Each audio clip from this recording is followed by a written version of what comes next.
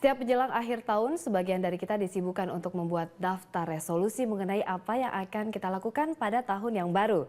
Namun banyak di antara kita yang hanya sekedar membuat daftar tersebut namun tidak berupaya dengan sungguh-sungguh untuk mewujudkannya. Dan saat ini di studio telah hadir personal coach Adang Adha. Kita akan membahas mengenai perlu tidaknya membuat resolusi dan bagaimana upaya mewujudkannya. Namun sebelumnya kita simak dulu beberapa resolusi warga Jakarta berikut ini.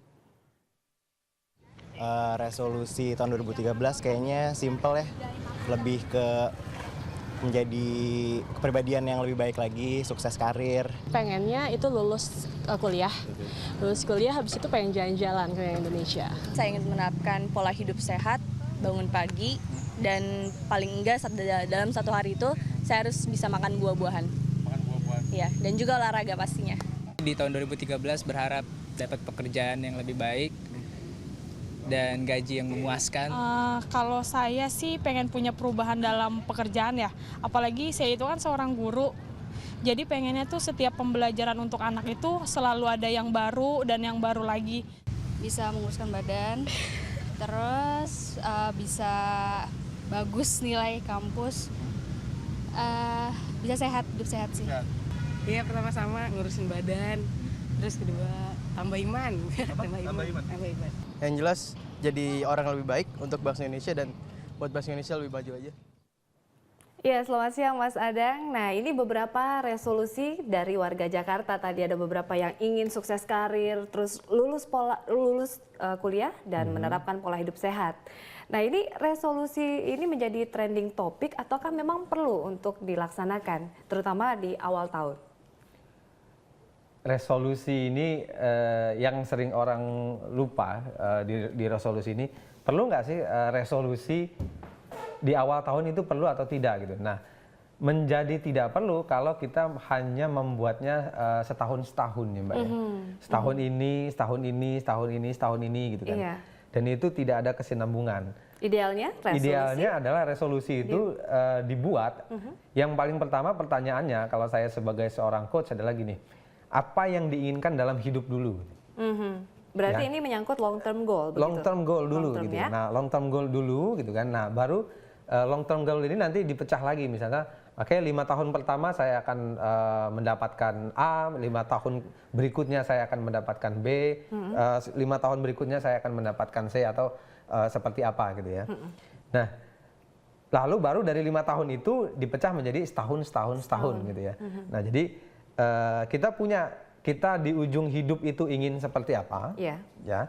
Lalu baru setahun ini kita ingin melakukan apa. Bukan resolusi yang kayak tahun ini saya ingin A, tahun depan saya ingin B, dan tidak ada tahun ini dan tahun depan itu tidak ada keterkaitan gitu loh. Jadi idealnya atau bagusnya itu keterkaitan itu bisa kesinambungkan ya, maksudnya dari tahun ke satu ke dua itu saling berhubungan begitu. Nah, dari tahun ke satu dan tahun kedua, tahun ketiga, tahun keempat itu jadi saling berhubungan sehingga resolusi kita itu adalah resolusi yang mantap ya. Misalnya begini, orang seringkali bikin resolusi gini, saya ingin sukses berkarir. Yang pertama, sukses berkarir itu karir apa gitu ya? Iya. Levelnya apa? Kalau dibilang sukses itu levelnya apa gitu ya? Terus yang kedua, kalau misalnya gini, kalau tidak sukses berkarir di bidang misalnya saat ini di bidang perbankan gitu ya, lalu tiba-tiba saya ingin sukses berkarir gitu ya, tiba-tiba pindah lagi di bidang manufacturing yang bukan jalurnya dia gitu kan. Itu kan adalah menjadi tahun ini kita melakukan A, tahun ini bukan melakukan hal yang sama dan jadi tidak align ya, tidak sejalur gitu, tidak satu jurus. Itu akibatnya dari kalau kita membuat resolusinya ya tahun ini gitu. Jadi artinya spesifikasi resolusi itu berkisaran pada beberapa poin berkaitan dengan karir kah, keluarga kah, atau attitude atau bagaimana? Agar keterikatan atau pencapaian long termnya itu bisa langsung kita dapatkan begitu Mas? Jadi gini, resolusi itu biasanya berkaitan untuk beberapa orang itu ada yang bilangnya 6 ya, ada yang bilangnya 8 juga gitu. Misalnya ada area karir, area kesehatan, area pengembangan pribadi gitu kan. Terus ada area apa namanya jalan-jalannya juga Iya. gitu kan. Terus ada area hubungan dengan keluarganya juga gitu. Lalu beberapa orang punya area di bidang spiritual gitu ya. Kalau di luar negeri sana dia punya area satu lagi tambahan, area seks. Ya, cuman kalau di Indonesia mungkin tidak ada gitu ya, area seks gitu ya. Nah, biasanya itu gitu. Nah, tinggal kalau kita mau membuat itu gitu kan, membuat sebuah resolusi yang long term, di ujung sana ke 8 area ini mau apa? Iya. Ya, ke 8 area ini mau apa? Lalu kalau kita mikirnya adalah di ujung sana gitu, misalnya 5 tahun saya ingin karirnya A, keluarganya B, pribadinya C, fisiknya D, keuangannya F gitu ya. Lalu jalan-jalannya dan lain-lain gitu ya. Di ujung situ kan gitu ya. Oke, tahun ini mau yang mana? Ya, jadi tahun itu biasanya orang resolusi itu enggak banyak ya. Jadi kita tahu apa yang akan kita capai di tahun ini dan itu nyambung dengan tahun yang akan datang. Gitu Jadi resolusi yang tidak banyak itu diperlukan agar tidak membingungkan dan juga kita bisa fokus begitu ya Mas? Kita punya prioritas, bukan kita bisa fokus. Yang pertama punya prioritas untuk mewujudkan begitu. Untuk mewujudkan gitu ya. Kalau kita misalnya gini, berkomitmen di tahun ini kita mau sukses berkarir, saya ingin menjadi seorang entrepreneur mungkin. Entrepreneur atau saya ingin menjadi seorang manajer di sebuah perusahaan gitu ya. Nah, itu kan berarti oke, tahun ini saya targetnya adalah itu gitu. Nantinya resolusi ini kalau kita sudah memasukkan value kita, itu adalah penting untuk kita. Resolusi ini akan membuat pilihan-pilihan lain itu menjadi tersingkir dengan sendirinya. Jadi kalau kata orang-orang itu, aku tahu yang ku mau tahun ini gitu ya. Jadi kalau misalnya ada orang-orang yang ngajak ini, hey menikah yuk tahun ini gitu kan, dia akan langsung bilang gini, mohon maaf kalau menikah mungkin tahun depan. Ya, dia sudah sangat yakin sekali gitu. Karena apa? Karena resolusinya adalah dia sudah yakin betul resolusinya adalah ya tahun ini adalah karir dulu kan gitu ya.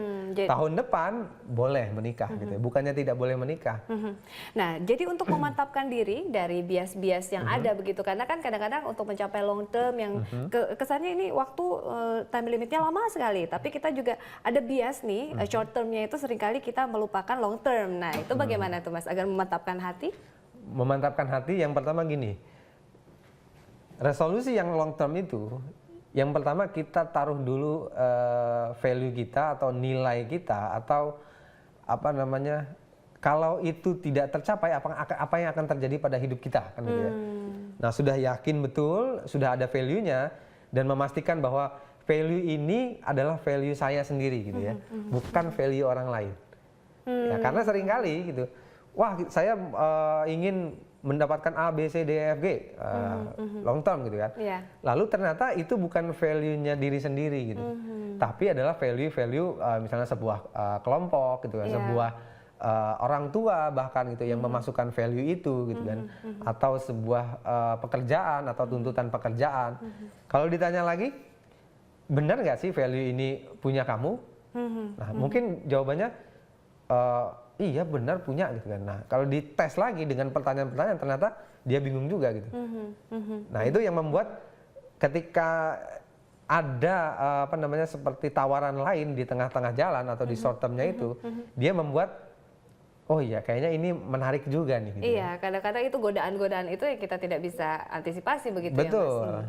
Ya, nah ini menarik juga nih karena apa? Kita nggak tahu. Yang pertama kita nggak tahu apa value kita itu atau resolusi kita itu punya kita atau bukan, ya kita ingin mencapainya atau tidak gitu, dan itu ada value-nya nggak untuk kita sendiri, karena biasanya kalau yang misalnya mudah tergoda itu adalah apa ya, dia value-nya itu bukan punya dia atau dia adalah sisipan resolusi dari orang tua gitu kan, godaan dari faktor eksternal, lalu nggak punya value di sana gitu, nggak ada nilainya untuk kita. Jadi untuk precisely bahwa itu adalah resolusi kita, value kita harus kita kuatkan begitu ya. Value-nya yang harus ditaruh di sana gitu. Contohnya misalnya begini, seorang mahasiswa ingin tahun ini adalah lulus Lulus gitu kan. begitu. Lulus kuliah gitu kan. Sedangkan itu value-nya itu, wah saya ingin lulus kuliah. Kenapa? Karena orang tua menginginkannya. Oke. Sedangkan value-nya dia adalah saat ini saya ingin berorganisasi gitu kan. Saya ingin menjadi sebuah bagian dari kelompok dan saya ingin punya keahlian-keahlian leadership gitu ya. Value dia seperti itu. Ketika ada tawaran, mau nggak jadi ketua organisasi kita? Tapi resikonya jadwal skripsinya mundur gitu gitu ya, kan. mundur dari Mundur waktu. itu. Lalu dia akan bilang, oh iya, kapan lagi kan gitu ya. Karena apa? Value-nya dia tidak di skripsi. Nah, gimana caranya supaya skripsi ini bervalue kan, bernilai gitu ya. Nah, dia akan harus mencari apa sih kalau saya selesai skripsi, apa sih keuntungannya gitu kan. Apa keuntungannya untuk kita? Kalau saya tidak selesai, apa kerugiannya untuk kita? Gitu kan. Nah, ini baru nih dapat nih. Kalau ada tawaran pun ya boleh, tapi saya akan selesaikan skripsi saya dulu. Saya akan fokus selesaikan skripsi saya. Nah, itu tadi seperti menimbang-nimbang ya. Berkompromi dengan value sendiri itu boleh atau tidak? Boleh. Tapi ketika apa yang tidak diperbolehkan itu ketika value seperti apa itu, Mas? Nah, ada value-value, jadi ada value yang ekologis ya, ekologis dan gini. Kalau misalnya orang Islam itu gini. Saya ingin mendapatkan rumah yang ukurannya 200 meter persegi gitu kan. Lalu tanahnya itu 400 meter persegi ya. Yeah.